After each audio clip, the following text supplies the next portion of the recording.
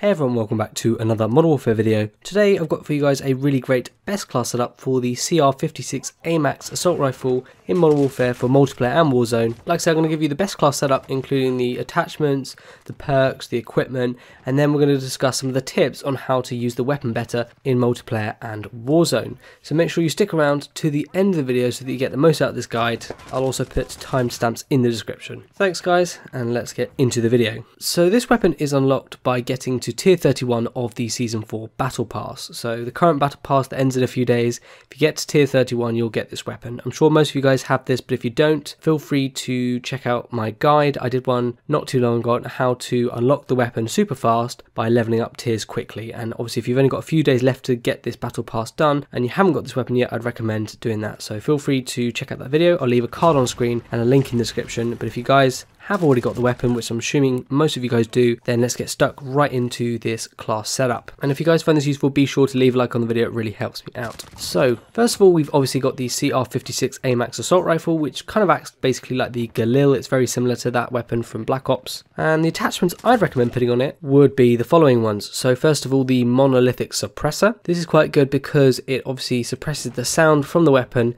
and it also increases the damage range at the same time, so it's really good, especially in those longer range engagements. Now the downside for this is that you have a slightly reduced ADS speed and aim walking steadiness, but we'll make up for that later on, so don't you guys worry. Next up, I'll put on the FSS 8.3 inch intruder barrel, and this increases the ADS speed and the movement speed, but the drawback for this is that you have decreased bullet velocity and recoil control. Now alongside this, I'd also put on the CR-56 Exo stock, and this obviously increases the aim walking movement speed alongside the ADS speed as well, just so you can move about a bit faster while aim down sight and also snap into that aim down sight position much more quickly. The downside to this is that you have a reduced aiming stability, but that doesn't matter so much. Now in addition to this, I'd also put on the XRK CR-56 stippled wrap, and that allows you to increase your ADS speed and sprint to fire speed at the cost of reducing the aiming stability again just a little bit. And finally, for the attachments, we can put on the Ranger foregrip. The reason I do this is to increase the recoil control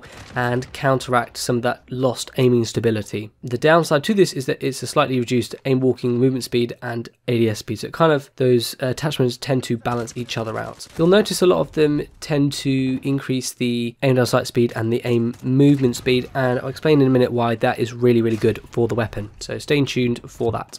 Now if you guys were thinking of using this setup in Warzone instead of multiplayer, then it might be necessary to add on an optic. Not necessarily, but if you guys have that as a preference, then maybe put on an optic such as the 4.0 flip hybrid. That's quite a good one, so feel free to add that on instead of one of the other attachments that I've mentioned previously. So moving on to the rest of the class. Now the secondaries don't really matter too much. In this case I went for the RPG, but you could choose whatever you guys want. And then for perks, I went for EOD in perk 1, and this allows you to take reduced damage from non-killstreak explosives and fire. Basically just means you'll take less damage from lethal equipment and fire and that kind of thing. In the second perk, I went for pointsman, and this allows you to earn your kill streaks through in-game score rather than getting kills. So things like capturing domination points or the hard point or confirming kills with the tags, those kind of things help to gain score, which can help you earn your streaks faster. So it just helps you get more streaks. It's a good weapon and a good setup for getting those streaks, so which is why I quite like it as well. Now if you were in Warzone, you might want to switch the second perk, pointsman, for Ghost, where you're undetectable by UAVs, radar drones and heartbeat sensors, so it's just worth bearing that in mind. And then finally for perk 3, I would generally go for Tracker, which is where enemies leave a footprint trail that you can see. You can also see markers at enemy death locations, and at the same time you also hide the death markers of the enemies you kill. So again, it just helps to see enemies a bit more, follow them about and have a better idea of where they are on the map, so you can try and hunt them down. This isn't the best perk for Warzone obviously, so if you guys are playing Warzone you might want to switch it to something like Shrapnel, which is where you can spawn with 2 pieces of lethal equipment, and at the same time the explosive damage that you do will delay enemy health regeneration, so it's just useful in that regard as well if you want to swap that for Warzone. But it's up to you guys. Feel free to tailor this class however you guys like. Now for the lethal equipment, you can go for something like a C4 or Thermite or Semtex. I generally like C4, so that's what I stick with, but obviously it's personal preference. And then for the tactical equipment, I generally go for a decoy grenade in multiplayer. It's just good for getting a little bit more score and confusing enemies and stuff like that. If you're in Warzone, you might want something like a heartbeat sensor or a stim shot just to see where the enemies are and to regen your health. And again, it's all personal preference down to you guys. So I'm glad you guys have stuck this far into the video, because this is the part where I'm going to quickly explain how best to use the weapon and a few of my tips for this specific class setup. So the gun has great iron sights. I really have to say, I really like using the weapon without putting an optic on. You don't need one, especially in multiplayer.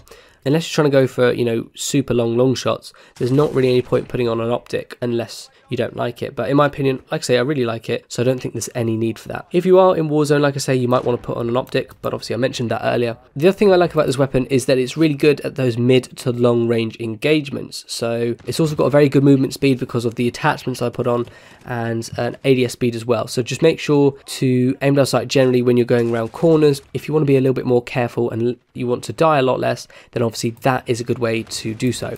So obviously you can run about and do whatever you want, but when you go around corners, generally best to aim down sight. You're going to walk fast while you aim down sight, and you're going to snap into that aim down sight quickly, which again, you know, helps to get those kills quicker and to stay alive longer.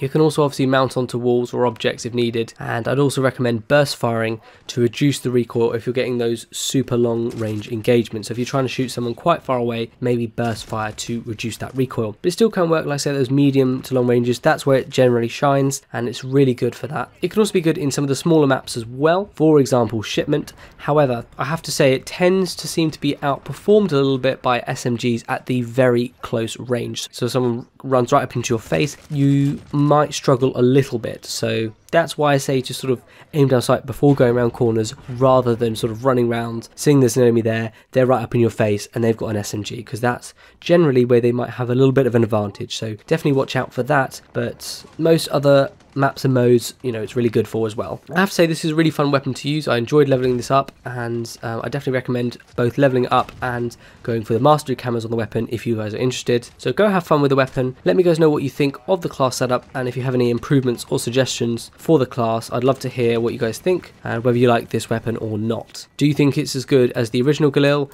or do you just miss the original one? Finally, I'd love to hear your suggestions on what weapon you would like next for me to cover in a best class setup video, so feel free to leave that down below in the comment section. Thank you all so much for watching, hope you found it useful. Be sure to leave a like on the video and subscribe if you haven't already to stay up to date with all my latest videos. I've been Rage Gamer, and I'll see you all hopefully on the next video.